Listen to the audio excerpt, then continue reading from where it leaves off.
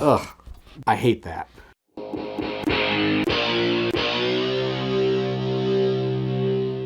Hey everybody, my name is Kyle and this is Track by Track, music reviews, news, and commentary.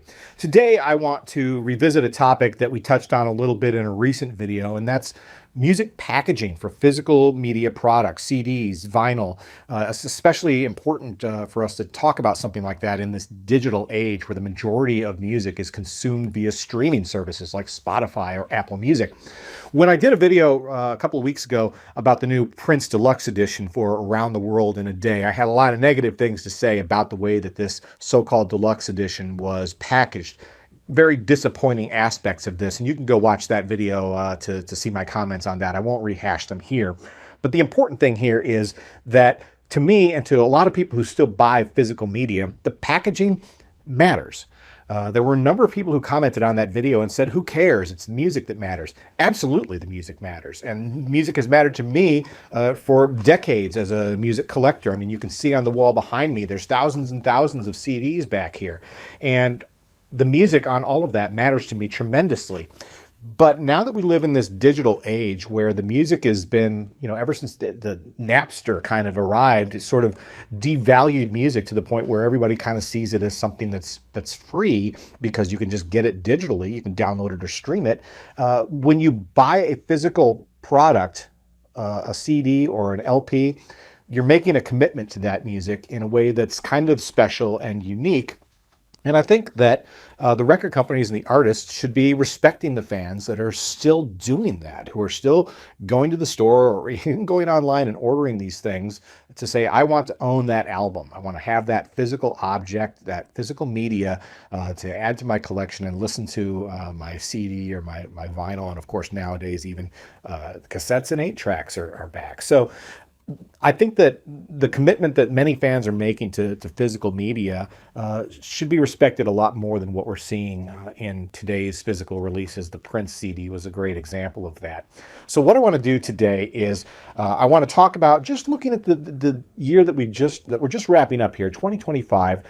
Take a look at some of the best physical products, some of the best packaging that I've seen on CDs this year, because I'm a CD buyer, not a vinyl buyer, as most of you guys know. Take a look at some of the highlights. Also take a look at a couple more lowlights. I don't want to dwell on those too much.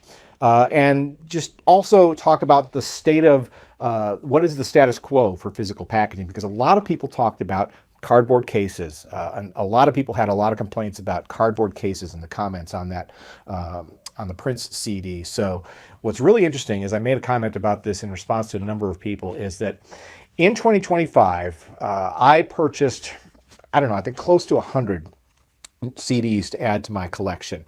And so as a result of all the comments about cardboard cases, I thought, well, let me take a look at my collection just from 2025 and say, well, how many of these actually came in jewel boxes versus cardboard sleeves? And it was real easy for me to check that out because all of my new music ends up going in these new arrivals bins that I have. I only shuffle the music into my collection once a year because it just gets to be too overwhelming to try to slide all those things into the shelves more than that. So all I had to do was go into the new arrivals bins and just browse through those to see, well, how many of these came in jewel boxes as opposed to cardboard sleeves. And man, shockingly, the vast majority of them came in cardboard sleeves. In fact, it's very easy for me to show you the exceptions to that. There were really only 2 releases that came out in 2025 that were in jewel box packages, and this will kind of show you a little bit about the diversity of my musical taste. And so to start with, this is the Symphony of Lungs. It's a live album from Florence and the Machine that came out earlier this year. It came in jewel box. Very traditional jewel box, and so that's going to be super protective theoretically of the CD that came inside. I say theoretically because I don't know if you can see this, but it did arrive cracked, and as I open it, the lid comes right off because of that crack. It's not holding it on there securely, so that's disappointing. And here, completely different. This is Ministry, The Squirrely Years. And this is a remake of Ministry's debut album, mostly the stuff from the debut album With Sympathy, before they went into more of an industrial path. What's really cool about this is it did come in a jewel box. There it is. But it also came in this nice cardboard slipcase. That's a really nice touch. It's very thoughtful to the fans to have something like that. So these are the only two U.S. releases that I got that came in jewel boxes. I did buy some imports from Japan. I did a video about these as well. These are the Sting Deluxe Edition, the expanded editions of 5 of his albums. These all came in jewel boxes and slipcases, not unlike the Ministry one that we just looked at. Really nice to see that. I do know that in Japan, CDs are continue to be more popular than vinyl. They're selling in a higher volume in Japan in the CD format than maybe they are in the United States. So not surprising here, but these are imports. I do want to give honorable mention to one other CD that came out that didn't come in a jewel case, but it did have a little bit more protected packaging, and that's the Wilco EP here. This is Hot Sun Cool Shroud, and cardboard case, but it does have the plastic tray in the bottom here that kind of keeps that CD secure. So you don't have a CD that's bouncing around in a cardboard sleeve like pretty much everything else that I added to my collection in 2025. So honorable mention to Wilco for that. It was nice to see that. I do also want to highlight a couple of other things here before we get into the really good stuff. These are kind of some again, some honorable mentions. This is Bob Mould's most recent album, Here We Go Crazy. This is actually my favorite Bob Mould album in several years. I feel like his music's been kind of on a little bit of a slump, but I really enjoyed this album. This is a cardboard sleeve. I mean, literally a sleeve. It's not a gatefold. It doesn't flip open at all. But here's the cool thing, is that inside of this, what we have is, there's the booklet tucked in there. It's a poster, actually. Don't need to open that. But this is what I want to show you. The CD comes in its own sleeve. A lot of people were asking about that for the cardboard packaging that we see so much, saying that they wish that the CDs would at least come in their own individual sleeves. And in Bob's case, that's exactly what he did. And by the way, I know that it looks like a plain white sleeve. I don't know if you can see this on camera, but he does have his portrait kind of in a gloss on the cover of that. So that's a nice touch. It's not simply a white sleeve here. Still a cardboard sleeve, but a little bit more attention paid, and I do appreciate that. Another one that I want to highlight is this is John Lennon and Yoko Ono with the Plastic Ono Band, Power to the People. This one, again, the packaging inside is cardboard, but look at some of the cool stuff we've got here. We've got a clear plastic slipcase that goes around it. That's really nice. It does have the track list on the back as well. And then also underneath, and I'll take the slipcase off so you can see it a little bit better, is the lenticular cover art there, where you can kind of see how it shifts between John and Yoko's faces on that. That's really cool. The other thing that I want to show you is this is the Talking Heads, more songs about buildings and food. This is their second of their super deluxe editions that they put out in the last couple of years. And what they've done here is, this is pretty typical in a lot of box sets, not as common as we'd like it to be, of course. But all the CDs, the 4 discs that come in this, have individual sleeves that are here in the pockets.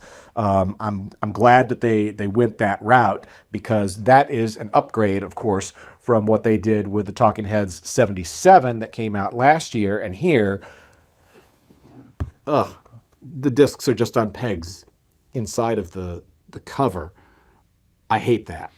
That's just begging for these discs to pop off and fall on the floor or get scratched or something. And that's a Blu-ray disc there too, so you really don't want to have that get damaged. So I'm glad that they changed direction with this year's box set. All right, let's get to the good stuff. I'm going to show you 3 of my favorite packages of 2025, and they're all kind of deluxe edition or special edition packages. Some of you have seen them already on my channel in terms of announcing them. No surprise to probably a lot of you that Bruce Springsteen's Nebraska, the Electric Nebraska Deluxe Edition that came out, makes the list. Lots of nice things to say about this. First of all, I love the book style packaging that we get here. It does have the CDs in cardboard pockets inside the book. I don't love that. I wish that they were in individual sleeves in here, but I do still appreciate the way that it's put together. It's also labeled clearly what's on each of the discs in the pockets there, so you know which disc you're pulling out. Nice booklet with all the detailed liner notes and lyrics and things like that.